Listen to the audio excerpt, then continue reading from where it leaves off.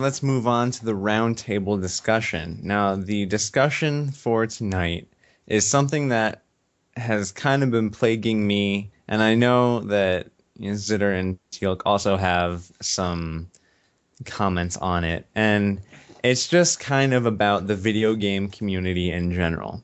And I've recently found that it's just so negative. I know what you guys are gonna say. Nova Dragon, you're saying that the community is so negative. That's a very negative thing to say. Well, yeah, I hear what you guys are saying, but I think if we don't start speaking out against it, it's not going to change for the better. And in fact, I think it'll change for the worse. So, what I'm talking about is the community and our involvement and our commentary and our discussions with all of these different groups. That includes the rest of the community, that includes game developers. EA is always a target. And so comments like I'm talking about, Armored Kill came out for the US a couple hours late. And there were something like 700 posts within a couple hours on Battlelog saying like Dice sucks and another failure for Dice. I want to go die because Dice doesn't give me any, content, or I want my money back because I've been waiting an extra 20 minutes for content that I already paid for. And so basically, we just wanted to kind of, I guess, start the dialogue. How can we, as gamers, I guess, become happier? Zitter, do you have any starting points? Um, how can gamers become happier? Well, I think we need to realize that the amount of money that we are paying for many of these games, $60, compares nothing to the amount of entertainment we get out of it. I mean, I've played Battlefield 3 for 350 hours. Though I might be sometimes angry and frustrated about what is happening to the Battlefield series, that is certainly not due to the amount of money that I've spent on it. That is due to the fact that I actually take pride in calling myself a Battlefielder, and I actually take pride in associating myself with this game. That's the reason why I started this podcast and got you guys together to just because I'm proud to be a Battlefielder. So, I mean, it hurt my feelings. I get a little frustrated, but I don't think I ever get angry. And on the terms of gamers being angry, I would like to defend them. I would say that gamers, while they are angry, they are frustrated, and they are very vocal at certain times. They are no more angrier than the sports fan we have around the world. So I mean, that's a general crowd mentality. Teal, what do you think about uh, gamers? I don't think gamers are an angry community especially when you compare it to sports fan and many other factions out there. No, I'd agree with you with that, Zitter. I mean, I think a lot of it's just frustration, uh, and it comes across as anger in their posts. Because let's face it, when you type something, the emotion doesn't relay very well. For example, the last, not this last patch, but the patch before, where they did all this nerfing and buffing and everything else for Battlefield 3. And everyone was all up in arms over it. Oh my God, what'd they do to this? You know, here's my thought on it. Sit back, relax, adjust your gameplay. Learn to do something different than, if you've been running around with, I'm an M16 user. Did this last patch hurt me? No, I just had to adjust how I shot with it. It's, whatever. I think that in every time DICE puts out a patch, the whole community gets, not the whole community, but a large portion of the community gets in this uproar over DICE broke this, DICE did this, whatever. And I think we just need to learn to adjust. They don't have they don't even have to do these patches. They really don't. It's not making them any money. It's not doing anything for DICE or EA. It's to appease us as the consumer. And I think that if we just sit back and look at how we play and realize that all we have to do is make a minor adjustment or switch to another weapon or whatever, I think everybody would just be happier. But I think part of our culture's problem is that we don't accept change very well. And I think that's leading to a lot of the anger, well, frustration that you see on Battlelog. Yeah, I certainly agree with the change. I think one of the problem that makes the gamers angry, I mean, angry or I would say frustrated, is because Battlefield 3 or any multiplayer game is a very highly competitive environment, and even small changes hurt them in that special competitive environment. But yeah, I mean, people should be able to change. Change is part of skill. If you consider yourself a skilled gamer, you should adjust to the patches and adjust to the changes. Nova, do you have any comments? Yeah, and you guys are both making very good points. I especially liked what you said about how, you know, change is going to happen. We just got to sit back and relax, change ourselves, and then get right back into it. And, you know, I was actually reading for school today, and I was reading a little section of a book by Gerard Hauser. You know, and it was written in 1999, and he's basically, you know, the book isn't necessarily about what I'm talking about, but he writes something that people are more emotional about the things that actually affect them. And I think that in many ways, you know, we all sort of resonate as being a gamer.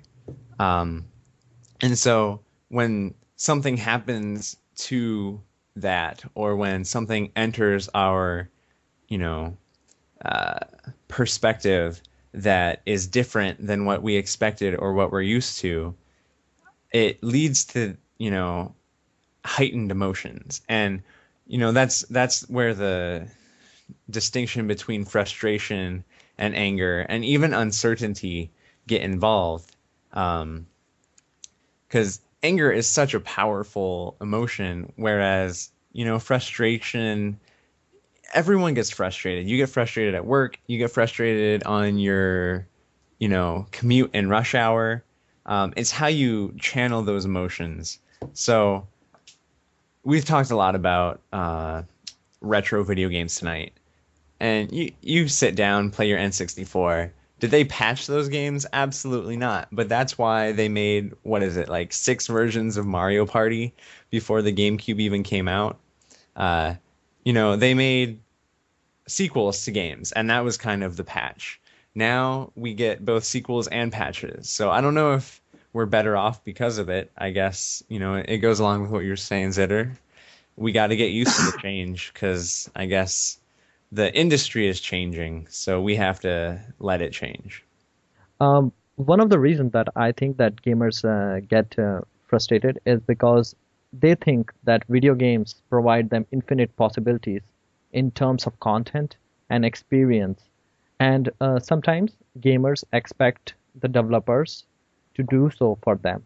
And they get angry when their expectations are not fulfilled.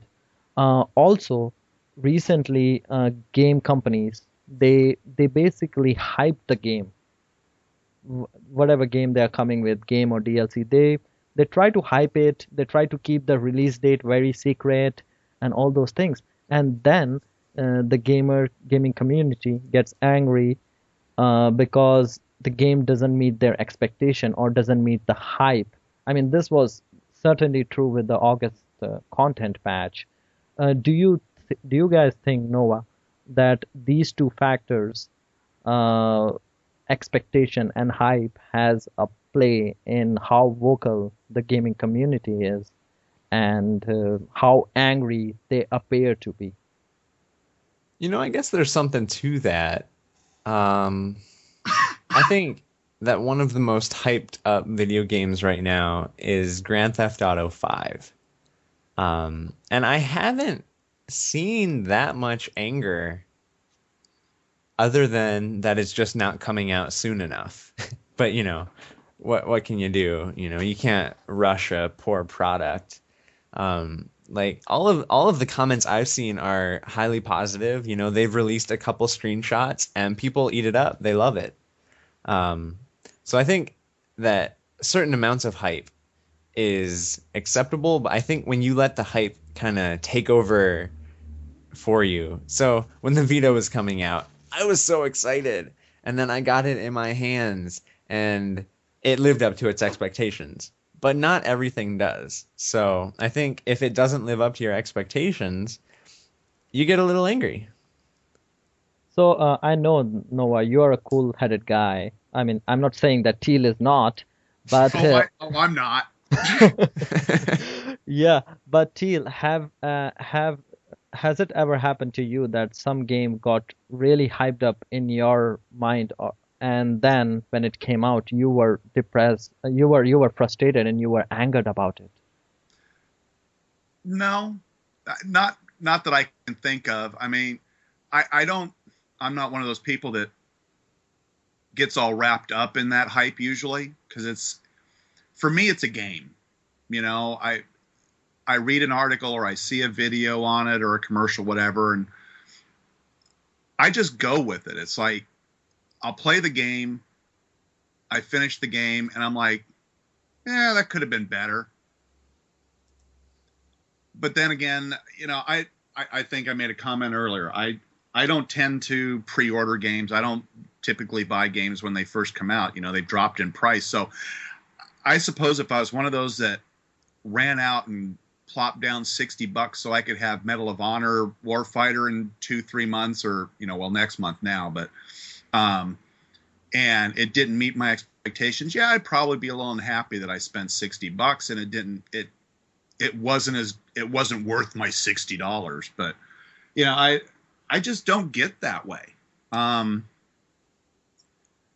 know that Armor Killed made you rage quit a lot. How do you relate that anger to? Well, it's the rush mode is what made me rage quit. It was like, God, I can't leave the spawn area. I'm getting, I'm having 105 shells rained on my head every time I spawn.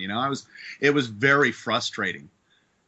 I quit playing it for, I don't know, 3-4 days and played nothing but tank superiority, went back to close quarters just to refocus. The first time I played Rush on Armored Kill since I'd gone through all those rage quits was the night me and my platoon played together. By that point, I'd settled down. I'd adjusted my way of thinking. It's like, there's got to be a better way.